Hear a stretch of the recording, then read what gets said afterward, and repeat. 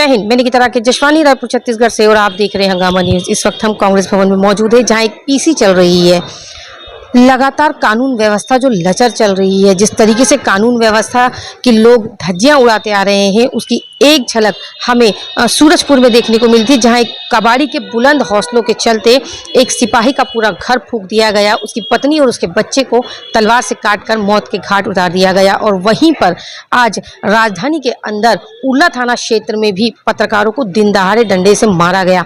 पत्रकारों के मोबाइल को उनसे छीन लिया गया। उनकी गलती सिर्फ इतनी थी क्योंकि उन्होंने चुपके से उसका अवैध लोहा जो उतर रहा था, कट रहा था, उसकी एक वीडियो बना ली थी। और बस इसी बात को लेकर के यार्ड के मालिक ने उनके साथ मारपीट की, अभद्र गाली गलौज की। जब इसकी शिकायत लेकर के वो उरला थाना जाते हैं तो टीआई का कहना ये आता है, थाना प्रभारी का कहना ये आता है कि इस आवेदन में से पत्रकार शब्द को हटाओगे तो मैं आगे कार्रवाई करूंगा, या फिर उस कबाड़ी के साथ में आप लेन देन करके मामले को रफा दफा करो। ये उरला थाना टीआई BL चंद्राकर का कहना आता है। वहीं रात भर पत्रकार परेशान होने के बाद वहां से उठकर आते हैं और आज कांग्रेस भवन में हो रही इस पीसी में इस सवाल को लिया जाता है। आइए आपको पीसी से जोड़ते हैं और इस सवाल का जवाब दीपक बैद जी से जानने की कोशिश करते हैं। हम जानने की कोशिश करते हैं कि उनकी इस मामले में क्या प्रतिक्रिया है। तब तक बने रहे हमारे साथ और देखते रहिए हंगामा न्यूज। गंभीर सवाल है, बड़ा सवाल है।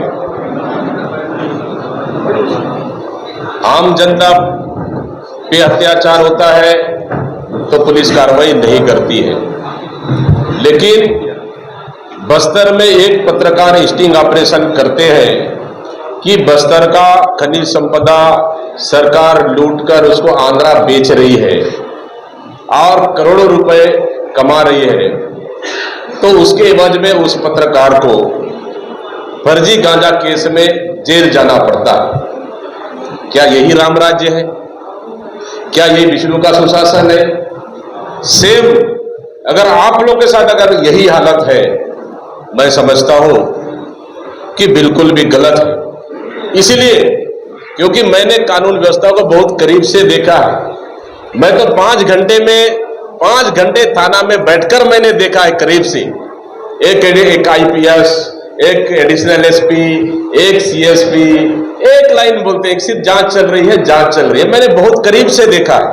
उस दिन मुझे भरोसा उठ गया कि इस सरकार में कानून व्यवस्था नाम की चीज नहीं है। इस सरकार में FIR करने के लिए संघर्ष करना पड़ता है। इस सरकार में FIR करने के लिए गृह मंत्री को और सीएम हाउस में पूछना पड़ता है। धारा लगाने के लिए गृह मंत्री और सीएम हाउस में पूछना पड़ता है। FIR करे नहीं करे, धारा कौन सा लगाए। सेम स्थिति आपका भी है। अगर एक पत्रकार अगर आपसे संबंधित है, अगर किसी मामले को अगर गलत कहता है, अगर वीडियो बना के अगर सोशल मीडिया में डालता है, उनके ऊपर जानलेवा होता है, उनके ऊपर मारपीट होती है, आवेदन थाना में देते हैं, लेकिन उसको दबाव बनाया जाता है कि इसको वापस ले लो, समझौता कर लो।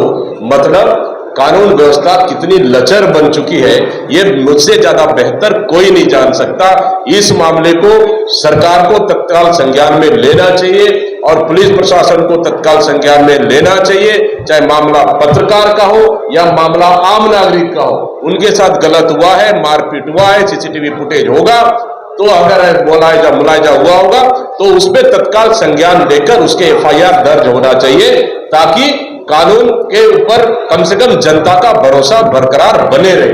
लेकिन सरकार जिस तरह से ये दबाने का, डराने का और समझौता कराने का काम कर रही है, मैं समझता हूं कि सरकार और जनता और सरकार और ये जो दलालों के बीच में कई ब्रोकर का काम तो नहीं कर रही है। इसलिए इस मामला में संज्ञान लेकर तत्काल कार्रवाई करनी चाहिए, FIR करनी चाहिए।